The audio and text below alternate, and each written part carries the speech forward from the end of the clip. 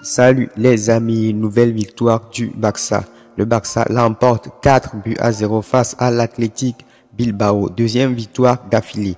Quand tu vois ce Barça-là, tu te dis peut-être que le Barça a joué l'Inter et le Real Madrid au mauvais moment. Franchement, masterclass d'Ousmane Dembélé. Mais quel match monstrueux d'Ousmane Dembélé avec 3 passes décisives. Il a prouvé son statut de détonateur de l'attaque du FC Barcelone. C'est-à-dire que sans Ousmane Dembélé, l'attaque du FC Barcelone est de plus en plus statique. C'est à travers lui, c'est lui qui accélère le jeu, c'est lui qui apporte le danger, c'est lui qui est le boss de l'attaque du Barça. Il a les clés en main.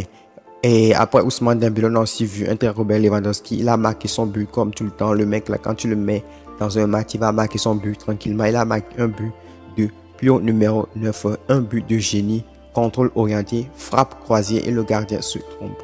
Vraiment un match assez tranquille du Barça. On s'est régalé, on s'est pas ennuyé, même si en deuxième mi-temps avec les entrées de Ansu Fati et de Ferran Torres, on a vu quelque chose d'autre.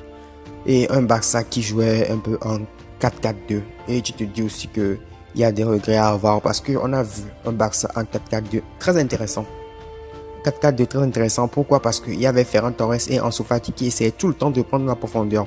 Ils n'ont pas collé la ligne. Et on a vu le but de Ferran Torres avec la passe magnifique de Dembélé, le sens du déplacement, le mouvement, la façon dont Ferran Torres a fait l'appel pour marquer le but. On a vu que Ferran Torres, je vous l'accorde, on a beau le taille, mais Ferran Torres aussi a des qualités. C'est pour ça qu'il a coûté 50 millions.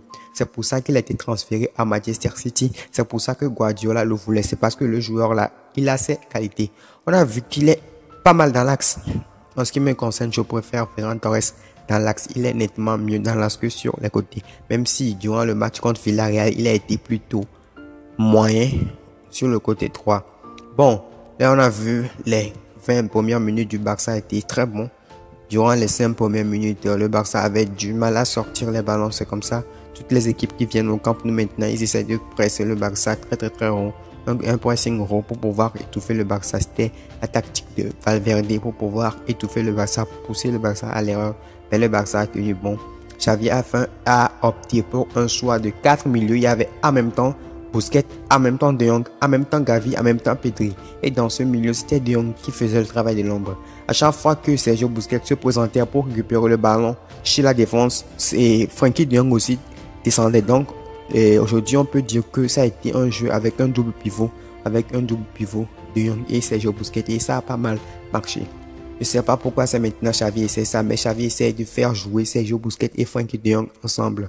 Pourquoi pas? Ça permet aussi au Barça d'avoir une assez bonne assise défensive avec deux rideaux défensifs.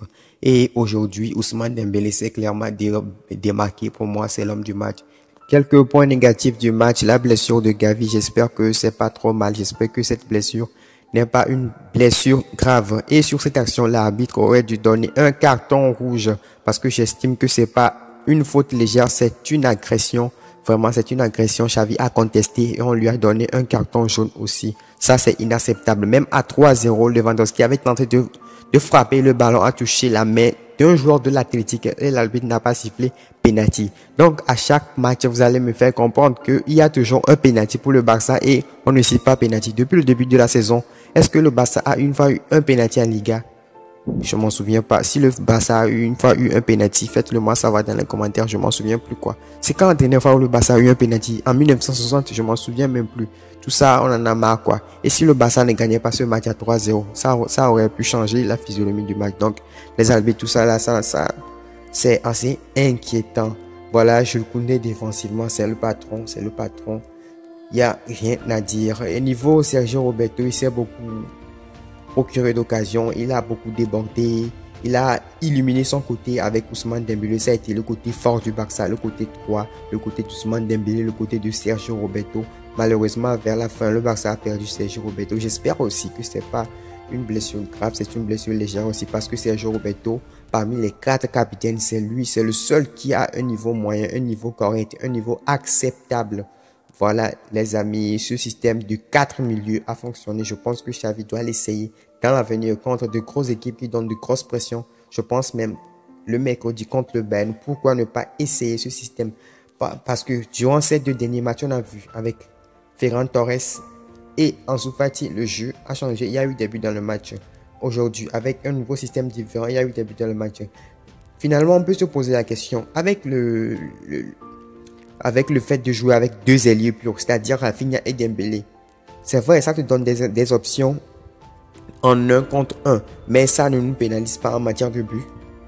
2 matchs que Rafinha n'a pas pesé dans le jeu et 2 matchs que le Barça gagne sans forcer.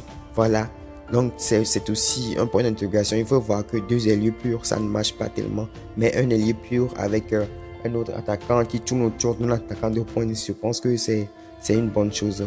Voilà les amis, c'est la fin de ce débrief. Victoire du Barça, victoire importante du Barça qui reste au contact du Real Madrid. Demain, on va revenir sur quelques détails du match et un nouveau débrief à froid, c'est-à-dire les choses à retenir de ce match et